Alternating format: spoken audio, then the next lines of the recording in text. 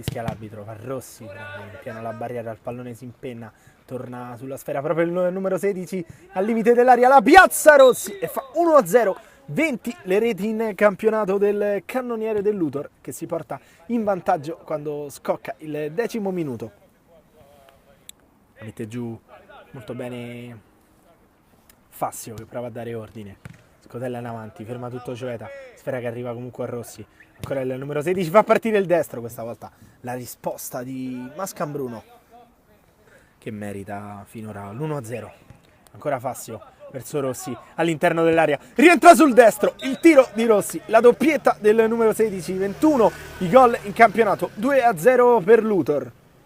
Non lo condanna, qualora dovesse perdere o pareggiare sarebbe condannata dalla matematica. Nel frattempo Rossi, il tiro questa volta riesce a neutralizzare Mascambruno, ma si gira sempre il numero 16 e trova sempre lo specchio della porta, pericolosissimo laterale quando siamo arrivati al 23°. Rossi si gira ancora una volta, palla sul destro, questa volta non trova il bersaglio grosso, ma che pericolo per il football quando ha palla tra i piedi Rossi. Prova a scambiare con Lepore, ci riesce, servito poi Egidi che vince il contrasto con Frazzini, la mette dentro per Rossi, vicinissimo all'incrocio dei pali, ancora un'occasione per Luthor.